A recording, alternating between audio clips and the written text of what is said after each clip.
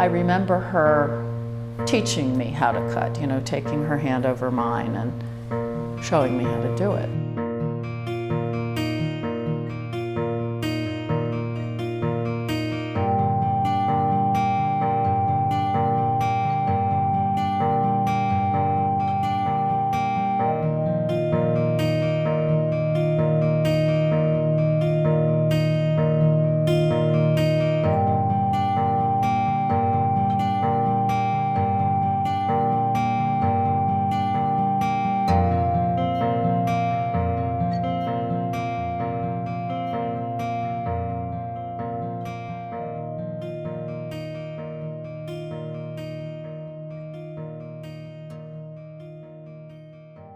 I was very, very close to my grandmother, and she sort of took me under her wing at an early age. I was 4 years old when she taught me how to cut white line wood block prints. I do remember sitting at my parents' kitchen table, the Formica 50s table, and then at her apartment, her beautiful cherry wood dining room table. I was living in Colorado at the time, and I had been through all the formal education. And, you know, I was at that point in my life where I knew I wanted to work in the arts. I was a little concerned about making money. Do I want to be an art teacher? Not really. So, you know, I was going through that process, and I thought, well, I have a wonderful opportunity to study with my grandmother. This was in 1981, and I thought, you know, really, this is the time to do this. So I packed up the car and the easels and the cats and made a trip across the country and came here that summer of '81 specifically to study with her.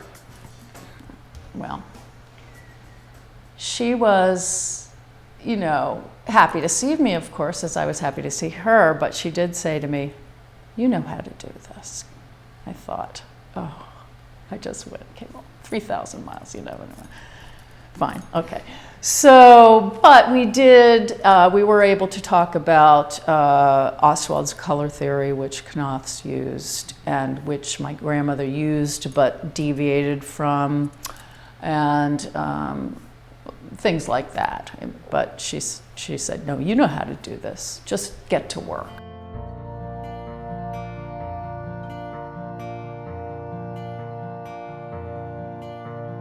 I'd like to talk about my grandmother, Farrell Sibley Warthen's lighthouse print.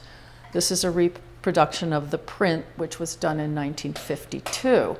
So this is the final product, and I want to take you through the process of doing that. So the first thing that an artist does, or that she did in this medium, was to make a sketch from life. And then at the same time, to design the composition and make it into hers. She worked from nature, but she interpreted nature rather than trying to replicate nature. So she's got some geometric cubism going on. You have the different planes at different angles that they don't have in life when you look at them. So from this sketch, which she has already changed to fit her perspective, she then made a very detailed color notation. And as we were talking before, she referenced Ostwald's color system, which was taught to her by Karl Knaus.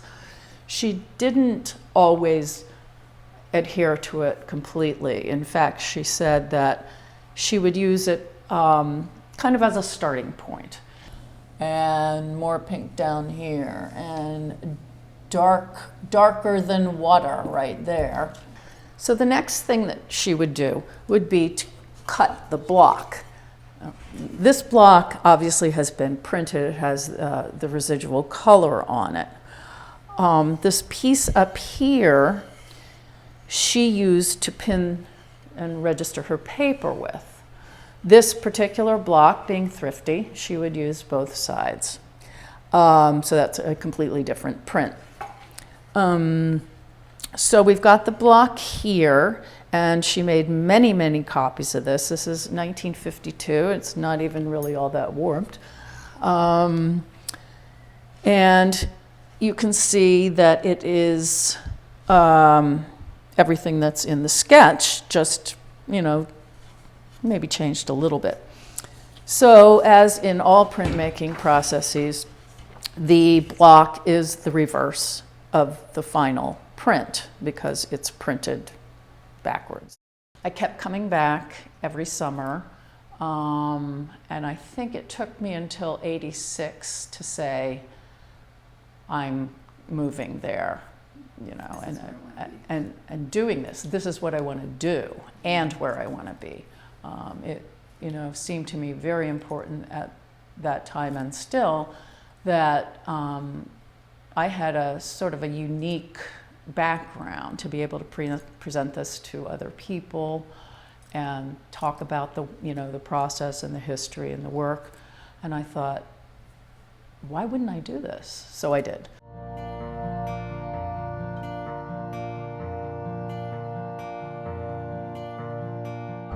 So you always want to make the same movement every time. You're bringing the knife towards you and you're using your whole arm and you're holding your knife at a 45-degree angle.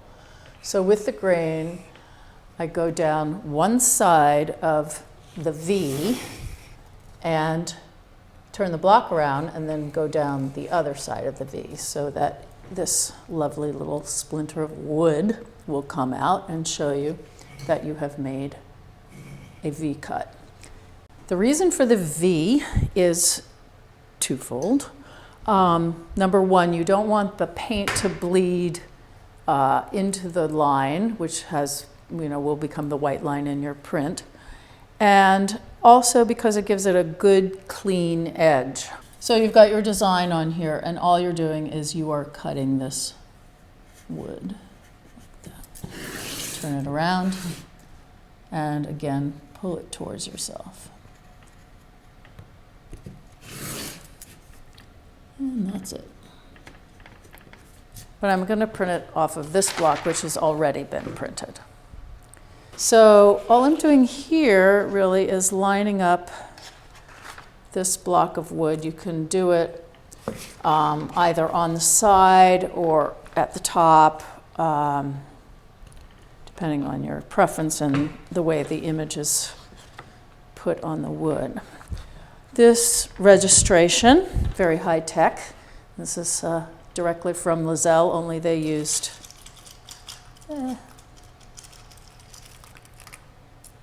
thumbtacks. Push pins are a wonderful invention, a little bit easier for dexterity. Okay, so that's the original method. I teach all my students the original method that Lizelle taught my grandmother. I think I'll go for a pretty medium application of paint.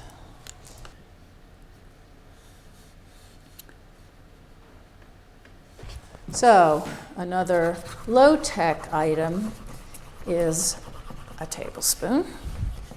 So I'm just pressing the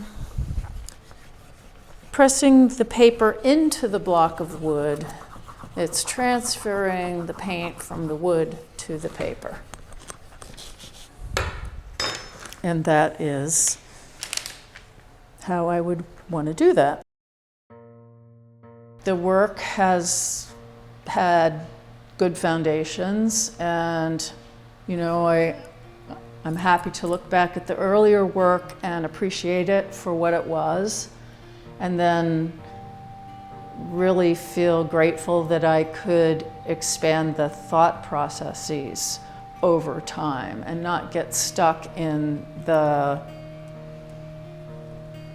genre as we think of the genre historically, but be able to move it to a more contemporary sensibility. And I think that's really important for all of us, especially if we're working in a medium that is so historically significant, is to be able to get out of that time, that fabulous time where they made wonderful prints, and take it into your own time and make your own prints. And I feel like, you know, I have slowly and methodically, with a few nice flashes, been able to do that. So when I look back over the body of work from 40 years, you know, I see a lot of changes and I see a lot of growth, and that feels good to me.